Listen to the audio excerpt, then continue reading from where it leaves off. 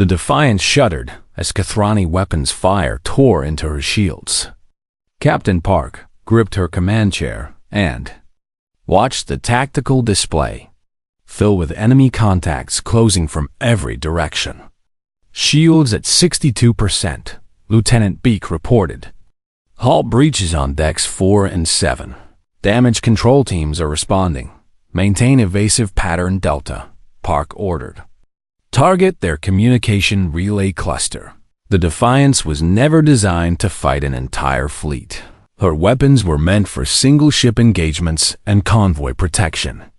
Not this desperate dance through a sea of hostile vessels, but Park had never intended to destroy the Kathrani fleet through firepower.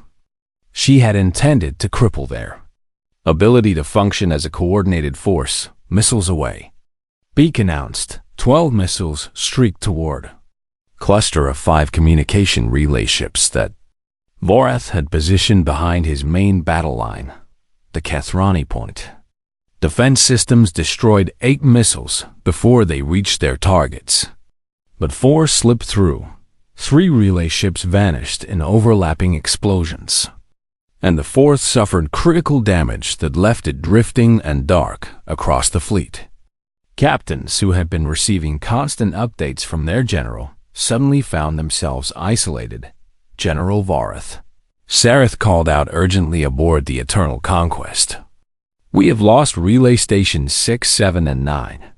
Coverage in the forward fleet has dropped by 40%. Route communications through the remaining stations. General. The remaining stations are overloaded. Transmission delays are exceeding acceptable parameters. Our captains are operating on outdated information. Vorath watched as his beautiful fleet began to fragment. Ships that should have been moving in coordinated formations were drifting. Out of position vessels that should have been concentrating fire on the Defiance were targeting empty space or even shooting at each other as identification systems failed. The human. Vorath growled. Destroy her ship. Nothing else matters. 12 Kathrani destroyers converged on the Defiance from multiple angles. Park saw them coming and made her decision instantly. Out. Take us through their formation. Direct course for their flagship. Captain. That path takes us through their heaviest concentration of fire. I know. Do it. The Defiance accelerated directly toward the heart of the enemy fleet, her weapons blazing in all directions. As she passed, Kathrani ships scrambled to adjust their targeting solutions. But the human vessel moved with a speed and agility that their commanders had not anticipated. The destroyers, pursuing Park, found themselves firing into walls, their own formation as the Defiance wove between larger vessels. 2 Kathrani cruisers took friendly fire damage as their allies tried to track the fast-moving human ship, shields at 23%. Beak reported through clenched teeth. We cannot sustain this much longer. We do not need much longer. Park replied on the surface of Varus 7. Governor Choi and her colonists had transformed the invasion into a grinding nightmare. Kathrani soldiers who survived the initial mining explosions found themselves fighting through terrain that seemed designed to kill them. Industrial lasers mounted on mining vehicles cut down soldiers from positions they could not locate. Communication jamming made it impossible for units to coordinate, leaving individual squads isolated and vulnerable. The atmospheric processor ships in orbit had been forced to work at maximum capacity to replace the air being lost to fires and explosions on the ground, draining power that the fleet desperately needed elsewhere. And the Kathrani soldiers themselves were beginning to realize that their commanders had no idea what was happening. Orders that arrived were hours old by the time they reached the front lines. Requests for support went unanswered because the ships that should have provided support were busy trying to track a single human cruiser that refused to die. 1 million soldiers had become 1 million confused individuals, each trying to survive without clear direction. aboard the Eternal Conquest. Vareth watched his invasion collapse with something approaching despair.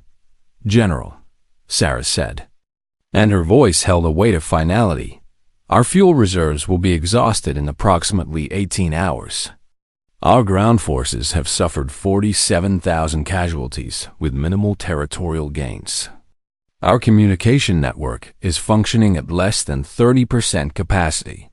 The human ship is nearly destroyed," Vareth said, pointing at the tactical display where the Defiance trailed smoke and debris. "Once she falls, we can restore order. General, the human ship has already accomplished her mission. Our fleet cannot function effectively, regardless of whether she survives.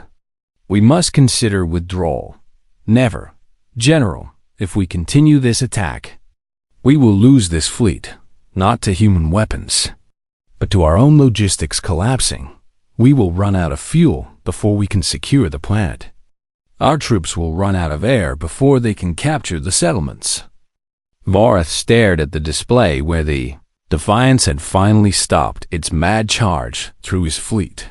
The human ship hung motionless in space, her shields gone, her hull blackened, and her weapons silent. Captain Park had positioned her dying vessel directly between the Eternal Conquest and its remaining communication relays. If Vareth destroyed her now, his own weapons would take out the last functional relay stations in the forward fleet. If he tried to maneuver around her, his flagship would lose contact with the vessels that still depended on his direct command, even in defeat. The human had found a way to make him pay. Park's voice crackled across the communication channel, weak but clear. "General Vareth, I believe you have a decision to make. You are finished. Human, your ship is destroyed. My ship is damaged. General, but look at your fleet. Look at your army. Look at what one damaged ship and 42,000 colonists have cost you." Vareth looked. He saw destroyers drifting without purpose because their captains could not receive orders. He saw troop carriers returning from the surface with half-empty holds because their soldiers could not be coordinated. He saw fuel gauges dropping toward empty and atmospheric processors straining past their operational limits. "You can destroy the Defiance," Park continued, "but you cannot repair the damage we have done. You cannot restore your supply lines. You cannot rebuild your communication network. And you cannot feed 1 million soldiers with reserves that will run out in less than a day." Sareth placed a hand on Vareth's arm. "General, please, the human is right. We have lost." Vareth stood frozen at his command throne. He had led armies across 12 systems. He had crushed civilizations that spanned dozens of worlds, and now he had been defeated by a single ship and a population of miners who refused to surrender. "Withdraw," he finally said, and the word tasted like poison in his mouth. "All ships withdraw to the staging area." The Kethrani fleet began to retreat, pulling back from the planet they had expected to conquer in hours. Park watched them go from the shattered bridge of the Defiance, surrounded by the bodies of 17 crew members who had given their lives to make this victory possible. "Captain," Lieutenant Beak said quietly, "we did it. We survived, Lieutenant. That is all any of us can do against impossible odds." 3 weeks later, Admiral Jiang Minsu arrived with the relief fleet to find the Defiance still in orbit.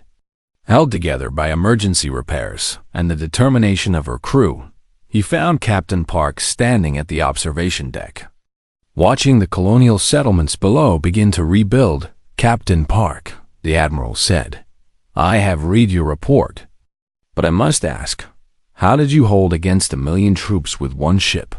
Park turned to face him, and the Admiral saw exhaustion in her eyes alongside something harder and brighter. "There was never 1 million.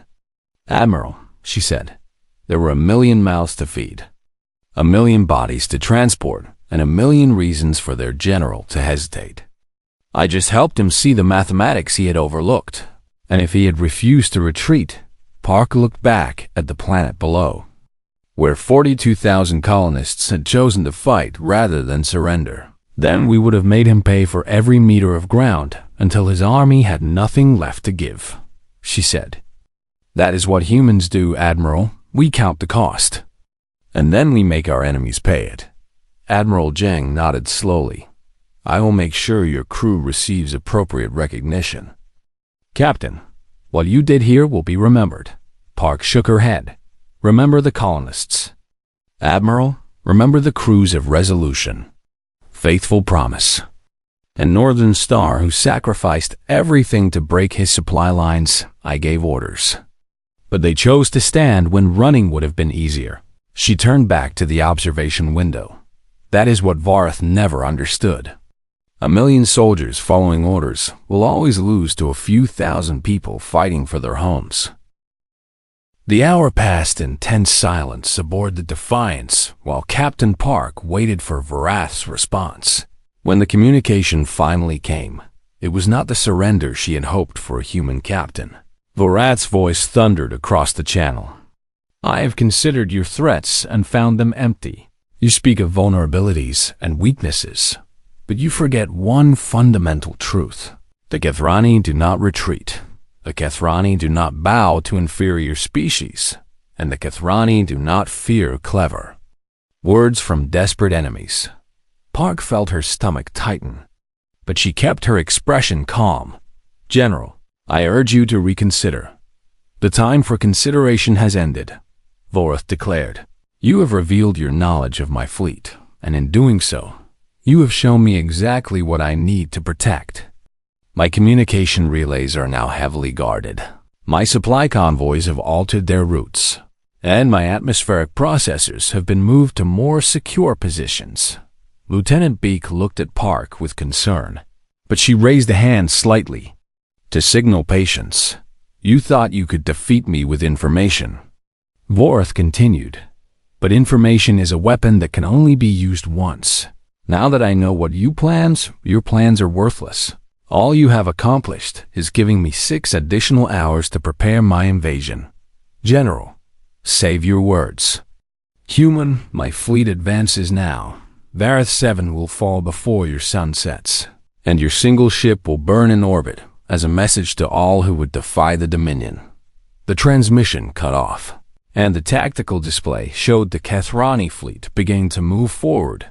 Captain, Beak said urgently. He called our bluff. What do we do now? Park allowed herself a thin smile. Lieutenant, what makes you think I was bluffing? She turned to Ensign Yu Myray at the communication station. Ensign, send the following message to Resolution. Faithful Promise and Northern Star. Execute protocol cascade. Timing as coordinated. Message sent. Captain, Park walked to the tactical display and watched the Kethrani fleet advance. General Varath made 2 mistakes, she said. First, he assumed that showing him his vulnerabilities meant I needed him to believe me. I did not need his belief. I needed him to feel confident enough to advance. And the second mistake, Beak asked. He moved his communication relays and atmospheric processors to what he thought were more secure positions. But he moved them based on the vulnerabilities I showed him, not the ones I kept hidden. Park highlighted a new section of the display. His new relay positions create a blind spot in his communication coverage along the eastern approach. And his atmospheric processors are now clustered together for easier protection, which means a single strike can now affect multiple units instead of requiring separate attacks. You manipulated him into creating worse vulnerabilities, Beak said with dawning understanding. I gave him information and let his own assumptions do the rest. Humans have a saying, Lieutenant. Give someone enough rope, and they will hang themselves. The Kethrani fleet continued its advance, with the carrier vessels moving toward orbital positions above the primary colonial settlements. Park opened a channel to Governor Choi on the surface. Governor, they are coming. Is your population ready? Ready and waiting. Captain, Governor Choi replied. My miners have spent the last 6 hours turning the landing zones into death traps.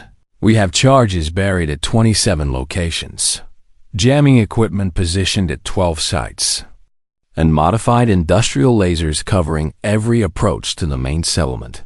Remember, Governor, your job is not to defeat their army. Your job is to make every step they take cost them resources and time, delay them, confuse them, and make them regret every meter of ground they try to take. Understood? Captain, we will make them bleed for Varth 7. The first wave of Kethrani dropships began descending through the atmosphere, their heat shields glowing orange against the darkening sky. Park watched the tactical display and counted the seconds. Ensign Yoon. Status of our civilian vessels. Resolution reports they are in position and awaiting the signal. Captain, Faithful Promise and Northern Star confirm the same. Tell them to begin their approach. Minimum acceleration to avoid detection on the surface. The first Kethrani dropships touched down in what their sensors indicated was a clear landing zone, Governor. Choi watched from her command center as the alien vessels settled onto the rocky ground. Wait, she murmured to her mining team leaders over the communication network. Let them disembark. Let them feel safe. The dropship doors opened, and Kethrani soldiers began pouring out in disciplined formations, their weapons ready and their 4 eyes scanning the terrain. 500 soldiers assembled from the first wave. Then 1,000, then 1,500.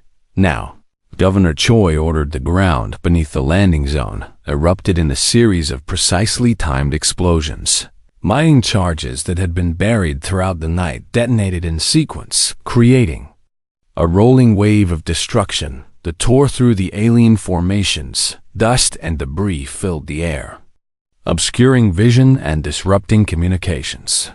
The Kethrani soldiers scattered in confusion as secondary charges triggered, collapsing pre-weakened rock formations and creating barriers that cut units off from each other. In orbit, Voreth watched the chaos unfold on his tactical display with disbelief. What is happening down there? He demanded. General, the landing zone was mined. Fleet Commander Sareth reported. We are receiving reports of heavy casualties in the first wave. Unit commanders are requesting guidance. Send reinforcements, establish a perimeter, and secure the area. General, our ground communication relays are experiencing interference. The colonists appear to have activated jamming equipment. Voreth slammed his fist against his command throne. Break through their jamming. Contact our commanders directly.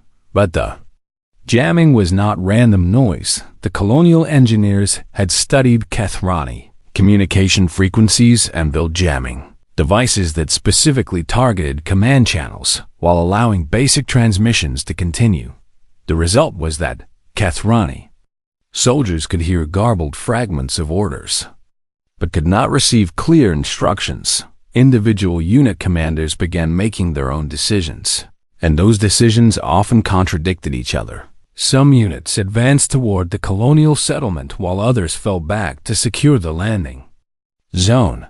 Some requested air support, while others reported they were under air attack when no such attack was occurring. Confusion spread through the invasion force like a disease. Captain, Lieutenant Beak reported aboard the Defiance. The first supply convoy has reached the intercept point. Resolution is in position. Park nodded. Tell them to begin their run. 3 hours away from the main fleet, the cargo vessel Resolution accelerated toward a Kethrani fuel tanker. The Resolution was unarmed, but it was also massive. A bulk cargo hauler designed to move thousands of tons of ore across interstellar distances.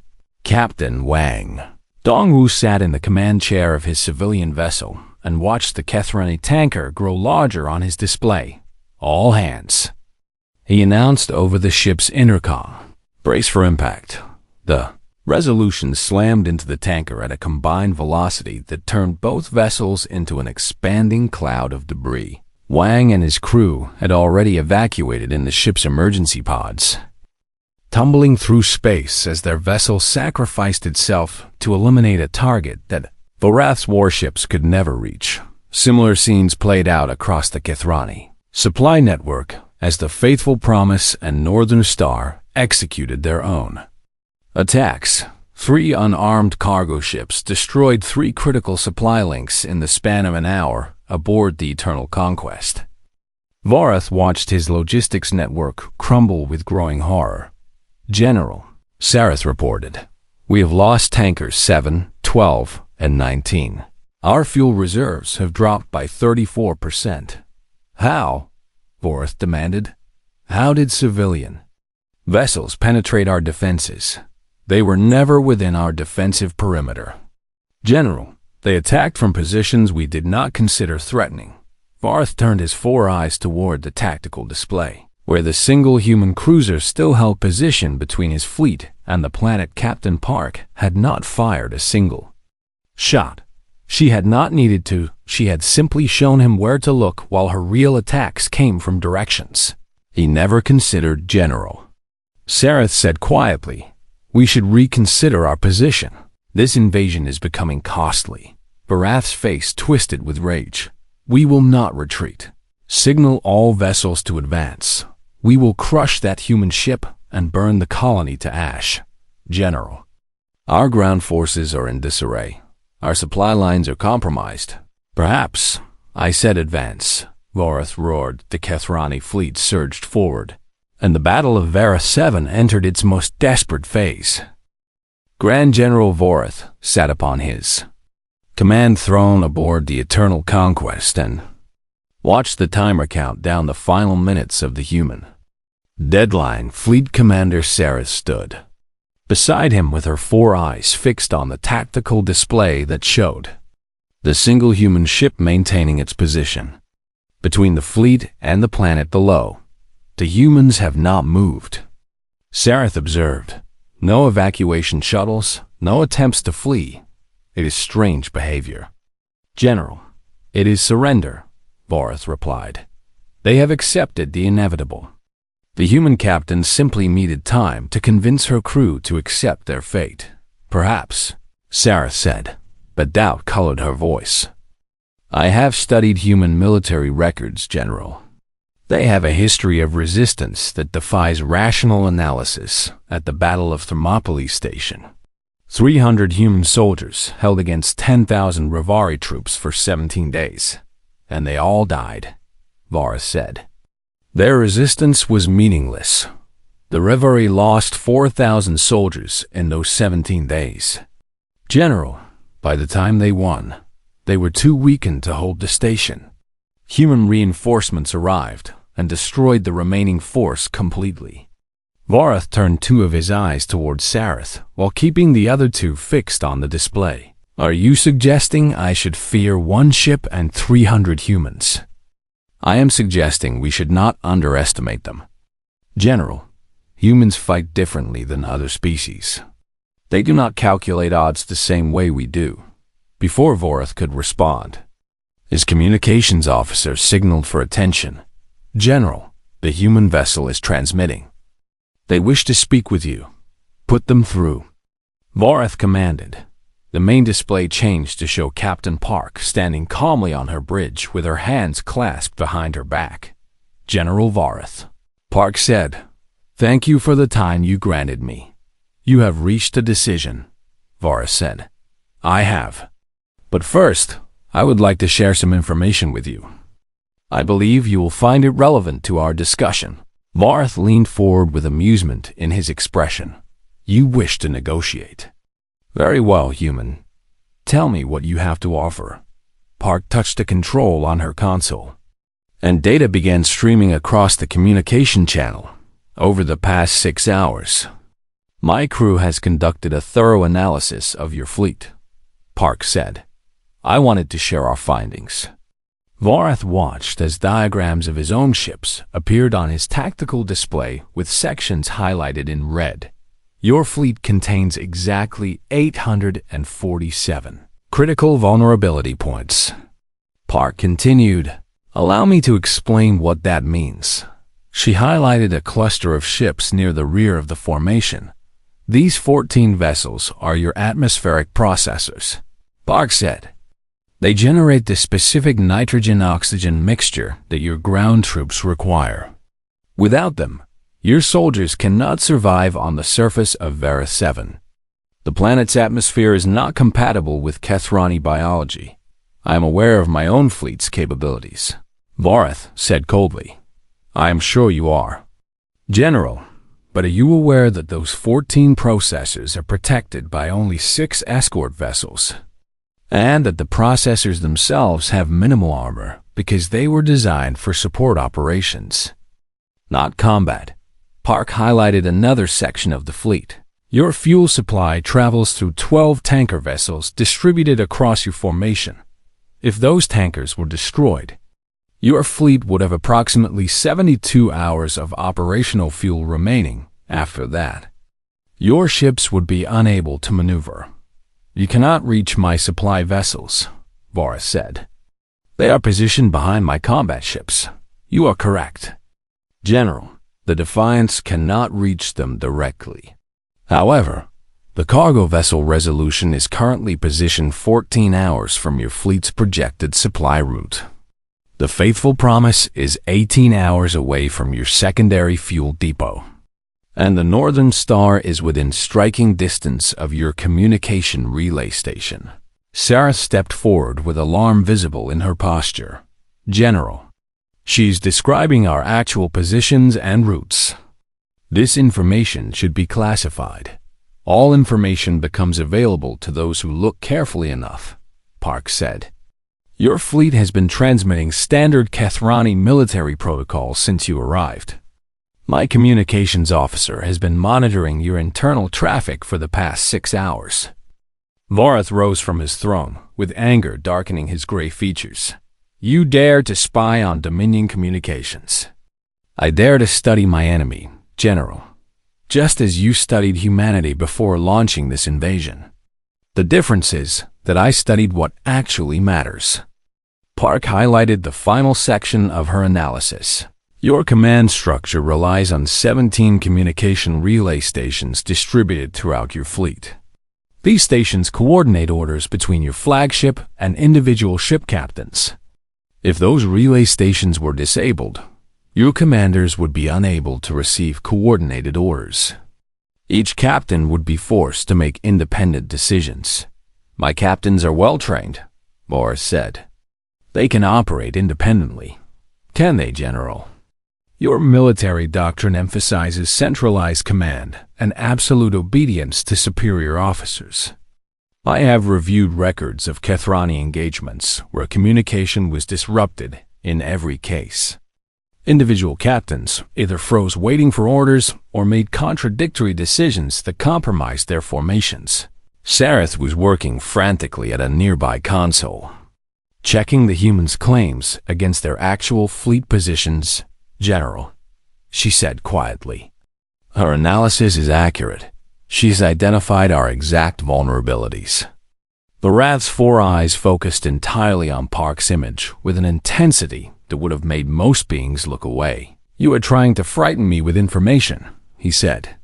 Knowledge of weaknesses means nothing without the power to exploit them. That is true, General. Which is why I have spent the past 6 hours coordinating with assets beyond your fleet's detection range. Park allowed a small smile to cross her face. You asked me earlier what information could possibly change my situation. Here is my answer. The information has not changed my situation, General. The information has revealed that your situation is far worse than you realized. Explain. Vorath demanded. You have 1 million soldiers who need 3.2 million tons of supplies every standard day. You have fuel reserves that can be eliminated by 3 unarmed cargo ships destroying your supply routes.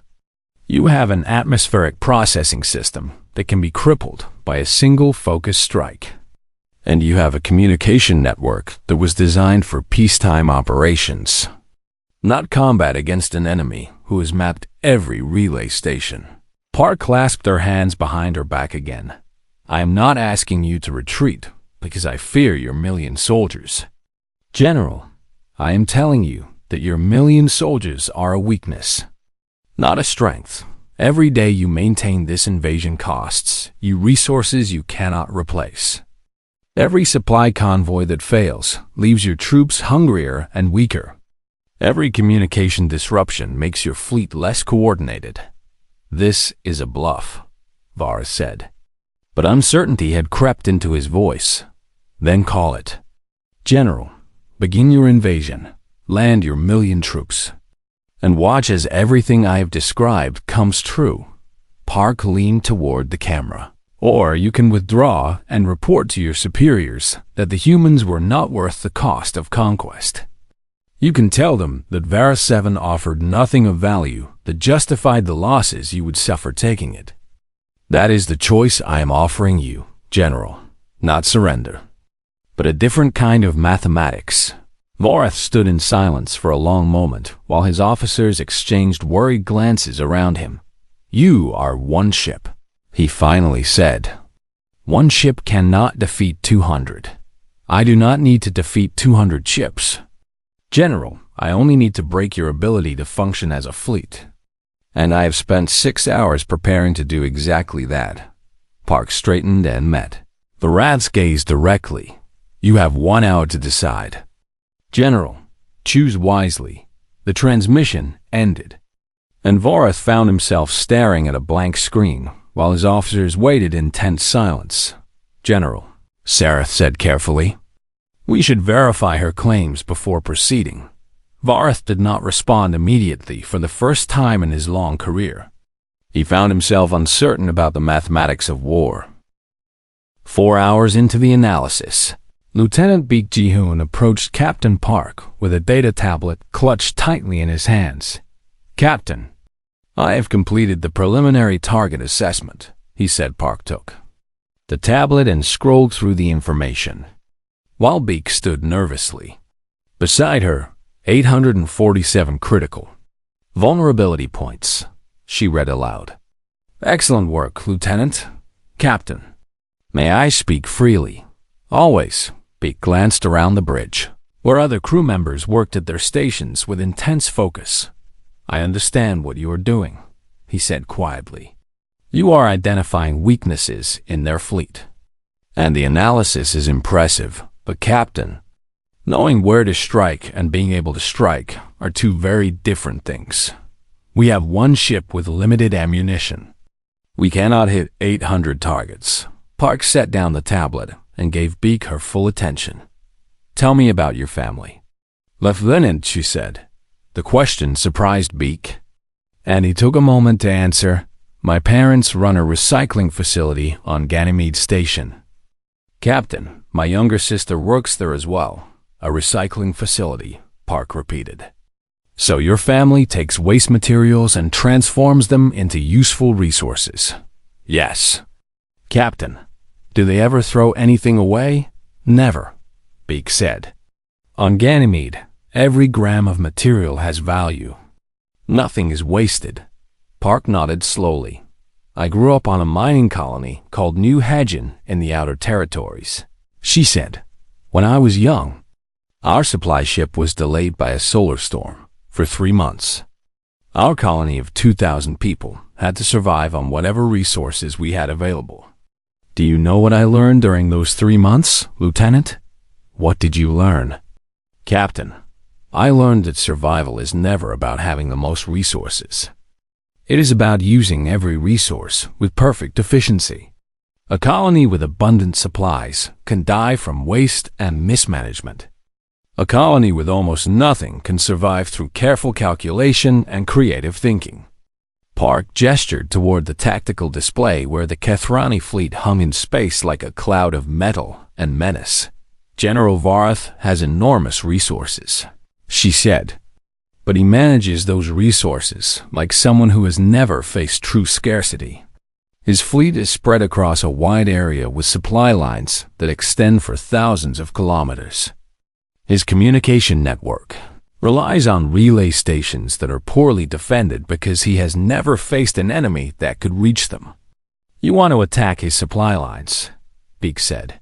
I want to make his 1,000,000 troops into a burden instead of an asset. Park replied, right now, Those soldiers represent pure military strength. But what happens when they cannot breathe?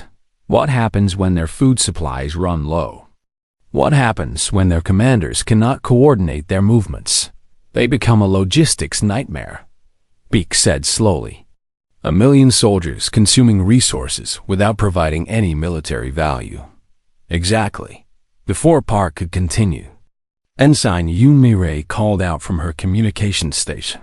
Captain, I am receiving a transmission from the colony governor. Put her through. The face of Governor Choi Yoon-ji appeared on the secondary display. She was an older woman with gray hair pulled back severely and eyes that had seen decades of frontier hardship. Captain Park, my people are frightened, Governor Choi said without preamble.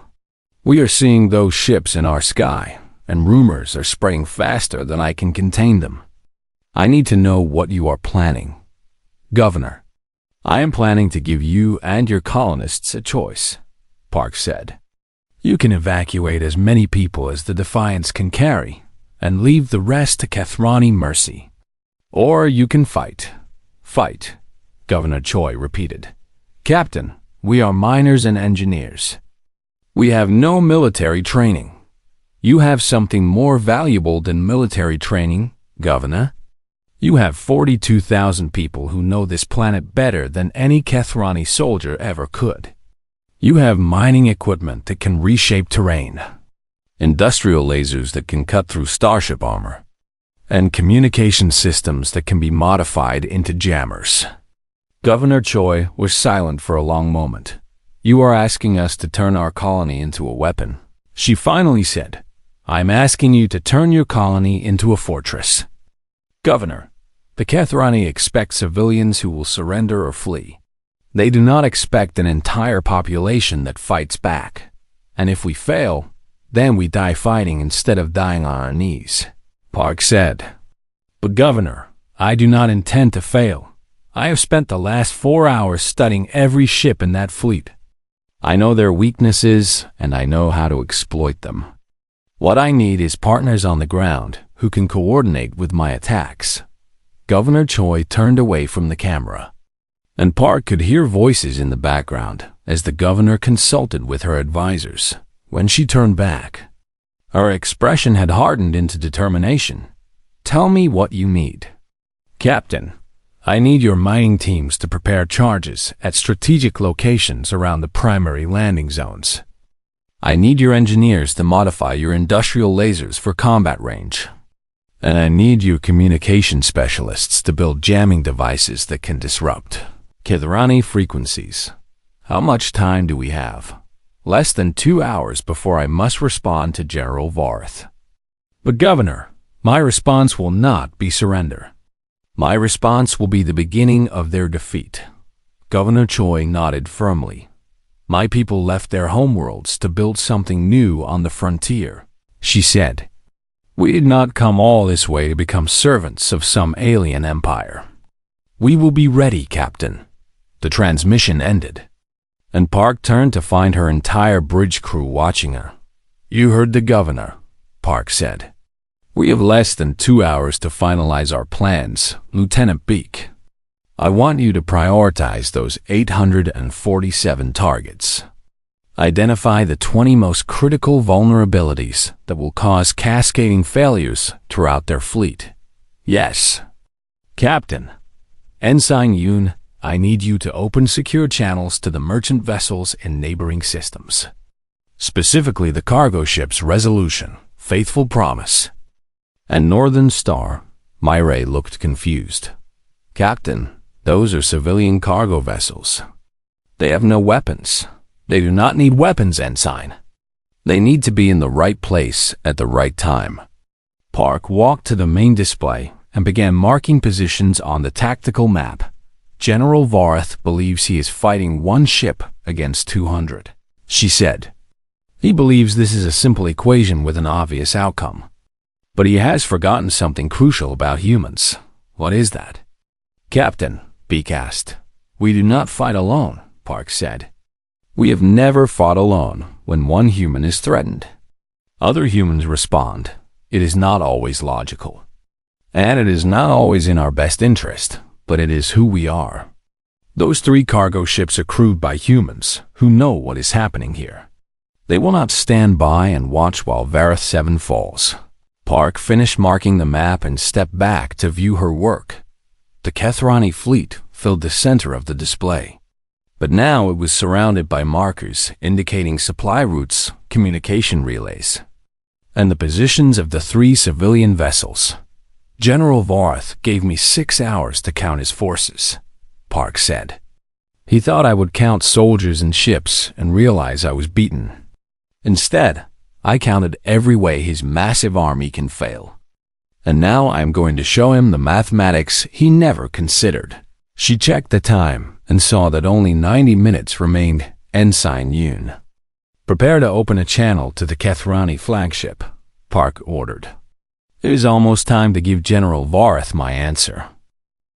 Captain Park Soin stood on the bridge of the UES Defiance and watched the darkness of space fill with enemy ships. The tactical display showed them arriving one after another through fold space, their massive hulls blocking out the stars behind them. She counted 12 carriers first, then 30, then 50. Her communications officer, Ensign Yu Mai, turned in her seat with fear playing on her young face. Captain, we are receiving a transmission from the Lid vessel, Mai said. Put it through. Park replied. The main screen flickered and showed an alien face that Park had only seen in intelligence briefings until now. Grand General Vareth of the Kethrani Dominion had gray skin stretched tight over a skull with 4 eye sockets. 2 of those eyes focused on Park while the other 2 moved independently across her bridge. Human Commander, Vareth said in a voice that rumbled like distant thunder. I am Grand General Vareth of the Eternal Fleet, Supreme Conqueror of 12 systems, and voice of the Kethrani Dominion. Park said nothing. She simply waited. Vareth's lower eyes finally settled on her, and all 4 now stared with what she assumed was irritation. You stand before a force of 1 million warriors aboard 200 warships, Vareth continued. I have crushed species that commanded armadas, and I have broken civilizations that span dozens of worlds. Your single vessel and your tiny colony present no challenge worthy of my attention. Then, why are you talking to me? Park asked. The question seemed to catch Vareth off guard. His 4 eyes blinked in sequence rather than together.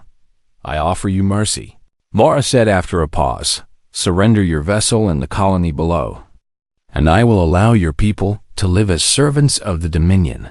Refuse, and I will demonstrate why no species has ever survived defying the Kethrani. Park turned to her tactical officer, Lieutenant Baek Ji-hoon, who sat rigid at his station with sweat visible on his forehead. Lieutenant Baek, what is the current status of our reinforcements? She asked. The nearest battle group is 22 days away at maximum speed, Captain, Baek reported, and our evacuation capacity. We can transport approximately 300 colonists aboard the Defiance. Captain, the colony population is 42,000. Park nodded slowly and turned back to face Vareth on the screen. General Vareth, I need time to consider your offer, she said. Vareth's mouth stretched into what might have been a smile, revealing rows of small triangular teeth. You wish to delay while hoping for rescue, he said. I have studied human tactics. You are not as clever as you believe. I am not hoping for rescue, Park said. I need time to run the numbers. The numbers, Vareth repeated. Yes, General, you have given me a great deal of information, and I need to process it properly before I can give you an answer. Vareth leaned back in his command chair, and Park could see other Kethrani officers moving behind him on his bridge. What information could possibly change your situation? Vareth asked. You are 1 ship against 200. You are 300 crew against 1 million warriors. The mathematics favor the Dominion absolutely. That may be true, Park said, but I want to be certain before I make my decision. I am requesting 6 hours. 6 hours, Varth said, and this time his smile showed more teeth. You wish to spend 6 hours counting my ships and my soldiers. Very well, human. Take your 6 hours. Count every warrior if you wish. The number will not change. And neither will your fate. The transmission ended, and the bridge crew sat in silence for a long moment. Ensign Yoon Mairi spoke first. Captain, should I begin evacuation procedures for essential personnel? No. Park said, should I send a distress signal to the battle group requesting emergency speed? They are already traveling at emergency speed. Ensign, another signal will not make their engines work faster. Lieutenant Beak stood from his tactical station and approached Park with confusion written across his face. Captain, what are we doing? He asked. What numbers are you running? We know the odds, 1 million to 300. 200 ships to 1. These are not numbers we can change. Park walked to the main tactical display and expanded the view to show the entire Kethrani fleet in detail. Lieutenant Beak, tell me what you see, she said. I see 200 warships, Captain, 12 carrier-class vessels, 46 cruisers, 72 destroyers, and 70 support ships of various configurations. Look again, Park said. Do not tell me what the ships are. Tell me what they need. Beak stared at the display for a long moment before understanding began to dawn in his eyes. They need fuel, he said slowly. Those support ships include fuel tankers. At least 12 of them. Keep going. They need food and water. Those carriers hold ground troops. And 1 million soldiers consume enormous resources every day. I see supply ships configured for atmospheric processing as well. The Kethrani breathe a different mixture than humans. How many atmospheric processors? Park asked. Beak worked his console rapidly. 14 ships dedicated to atmospheric processing for the ground forces. Captain, if those processors fail, the troops cannot breathe on the surface of Varth 7. Park nodded and placed her hand on Beak's shoulder. General Varth sees 1 million warriors as a number that represents power, she said.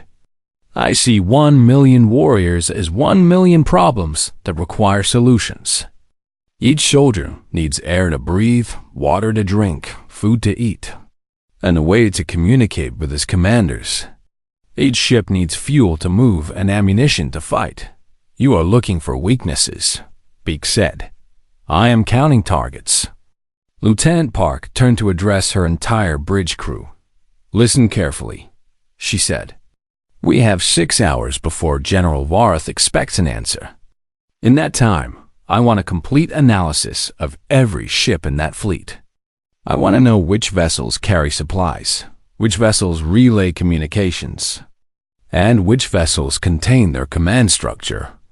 I want to know how they coordinate their forces, and what happens if that coordination breaks down. Captain, Ensign Yoon Mairi said hesitantly, even if we find weaknesses, we're still one ship. How can we possibly exploit them? Park allowed herself a small smile. We are one ship with 300 crew members, she said. But below us on Varth 7 are 42,000 colonists. And those colonists are not soft city dwellers from Earth. They are miners and engineers and frontier workers who have spent years surviving on a hostile world. General Varth thinks he is threatening helpless civilians. He is wrong. The bridge crew exchanged glances, and Park could see hope beginning to replace fear in their eyes. Begin your analysis, Park ordered. I want preliminary reports in 2 hours. We have work to do. As her officers turned to their stations with renewed purpose, Park stood alone at the main display and studied the enemy fleet. Varth had made a mistake that many conquerors made before. He had looked at numbers and seen only strength. Park looked at the same numbers and saw a system with countless points of failure. 1 million troops meant 1 million mouths to feed. 200 ships meant 200 vessels then. could be damaged or destroyed, the mathematics did not favor the Dominion as absolutely. As Varth believed, the mathematics simply needed to be viewed from a different angle, and Park had 6 hours to find exactly the right angle of attack.